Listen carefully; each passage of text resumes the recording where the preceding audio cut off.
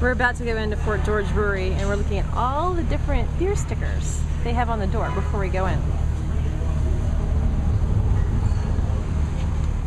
No beer for you. I know. Okay. Wow. Pretty neat place. What do they have? Wow. Working Gold Porter. Pretty neat. I may have to try it. Teeny tiny baby beer. They give me one. Mug of the month, 38. I love places like this. They're so cool. They feel homey. Where do you want to sit? Okay. Right here, right here. Right here? I don't like sitting up there. Let's grab a smaller table. Right here? Wow. That's where they make the beer. This cool little brewery has a nice sideboard they deliver their beers on. Astra's in shock now. Show me your shock face. Yes. Astra got a drink too. It's called the Dakota Fanning. It's non-alcoholic, obviously. But I'm going to check these out. My friend Michael is now envious because I have a little board with my beers on them. And hopefully I've asked to get a tour of the brewery. So I'm in the Fort George Brewhouse with Spencer. He's one of the brewers here. He has me at a disadvantage because I just had the sampler platter. So I'm gonna... So today we're brewing up our Golden Goose. I tried that. Yeah? Look at that. Can I get a close-up? Oh yeah. What do we have here? This is all of our spent mash. So all of that excess grain that we've extracted all the sugars from. So if you actually taste it, it's actually still pretty good to that. Okay, so every Spencer I've ever met has been a very outgoing, effervescent person. You're the third. I'm the complete opposite of that. But you seem so outgoing. No, I am. You are. You have to be to do this job, to do these I was gonna tours. say you have to be a brewer. I mean, it's all about those new ideas. Right. So you just pulled the mash out of here. Just pulled the mash out. More mash time. And you bought this. Where did this equipment come from? You know, I don't know the name of the brewery. I just know that it was in Virginia. It was in Virginia. So you have like recycled it. Essentially, yeah.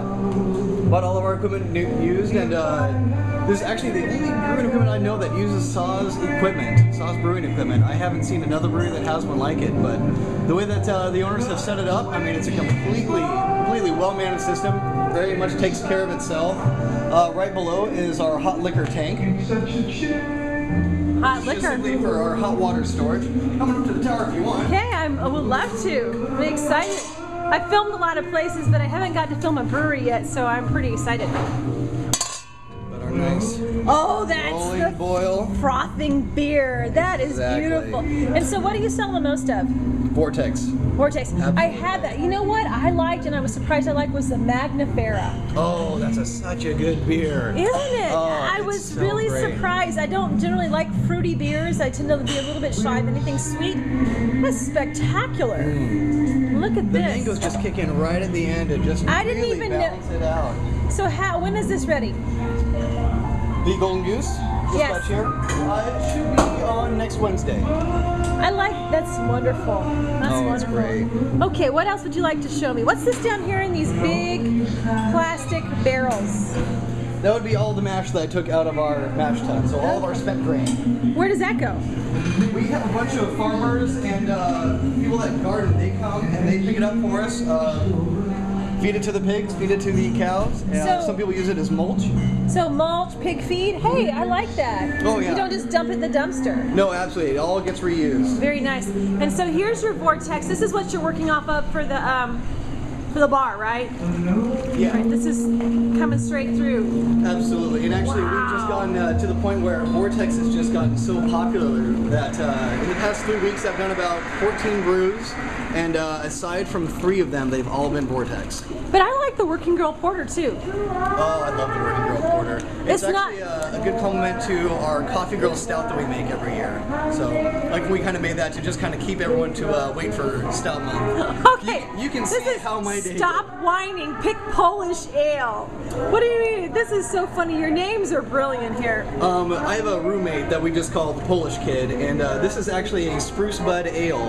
And so me and about 6 other people all went out into the forest and went out picking spruce buds for 2 weekends, and we decided to make a beer out of it. But you know, he's a big fat Polish kid, so he whined the entire time. So we decided to call these Stop Whining and Pick Polish Ale. Okay, so, this poor guy's a beer named after him, but it's not very complimentary. No, not one bit actually, not one bit. We all tend to pick on Polish. So what kind of training do you have to be a brewer?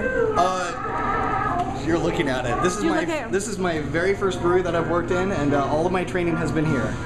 Wow. Who makes up the names? It depends on who comes up with the beer recipe. If I were to make it up, I would have to come up with a name, but if Jack came up with a recipe, then he would name it. Does Jack have a Latin background? Because I've noticed he has a lot of Latin derivatives. He's just a big fan of, the name should definitely just entitle what the beer is. So Magnifera Indica is just Latin for mango beer. Hey, you know what? I like that. It totally works though. It totally That's works. right. Latin is the basis of most of our languages. That's beautiful. And what do we have here? No, that's empty. This is the future tank, which is going to hold the Golden Goose. The Golden Goose. And then, of course, 2 batches of Vortex here. 2 batches of Vortex. You guys do a really good business. And look, you have your little cookbooks, encyclopedias, your kits, all your stuff. Wow. As organized as possible, just to make my life just that much easier. So. Spencer, thank you for showing me around the brewery. Absolutely. I appreciate it. This is all Fort George land now. Fort George land. So we're going to go next door and see the renovations. They're selling so much beer here, they're going to have to expand. I saw a guy come in and buy like a jug. They filled it up and he left. Yep. Now, why are we taking the mash? We're just basing it right here. This is where our grain pickup comes. So when they get here, they'll just back the truck up. We'll load it on up to our genie lift and they'll be off with it. Okay, let's head on in. One of the things I like is sustainability, and I like that you recycle your mash, that you don't just dump it. Oh, absolutely. I think you should publicize that. I think it's an important part of what you do. Wow! So you really are expanding. Yes, major expansion for us. Look at these. These are huge. Only slightly bigger than our others. Slightly? I think they're like twice the size, aren't they? It's about 3 times bigger. 3 times bigger. St. Columbanus. Is that St. Adrian? St. Bridget? Why are they named after saints? We actually we bought this from St. Arnold's Brewing Company in Houston, Texas. Oh, I have heard of it. Yeah, I've seen St. Arnold's because I live in Texas. There's some. And they were used? So this is, another used system. They were going from a 30-barrel system all the way up to a 120-barrel system. Yeah, but you know what's so nice is that you guys aren't buying from scratch. You're getting, you're a recycled brewery.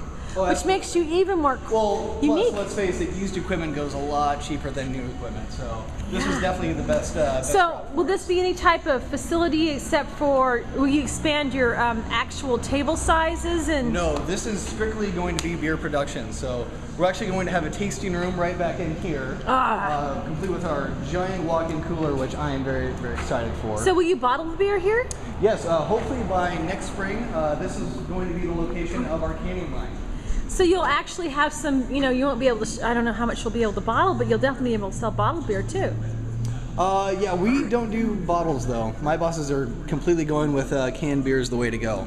Canned beer, really? Mm-hmm, absolutely. Yeah, there's that giant, well, I don't know. Okay, so why cans over bottles? I don't understand that. Well, let's face it, cans, they recycle a lot easier. You can take them a lot more places. They're lighter. It cools the beer down a lot quicker. No chance of oxidation. With some of those caps, oxygen can still leak right on in. You don't get that with cans. Hey, I just never knew that. I'm a science teacher and I never knew that there was a difference. I mean, I like drinking out of a bottle preferred to a can, but most of the canned beers now are of the very liquid variety, very light, not something I would normally drink. That's been going on for quite some time, but there are a lot of excellent breweries like Caldera is one of them, Oscar Blues, they all do canned beer. Like the 1050 is one of my favorite stouts, and that comes in a can, and it's absolutely great. Well, maybe you'll revitalize the can and stimulate the aluminum industry. I think Caldera and Oscar Blues has already pretty much done that. A lot of breweries are really catching on to what they've been doing, and we're going for it. Because some places don't like to recycle glass. It's not as economical. Exactly. You don't get as much money back. Yeah, but you know what, Spencer? Everyone takes cans. Yes, everyone takes cans. You guys are shrewd. Thank you for this interview and this excellent tour. Absolutely. Thank you.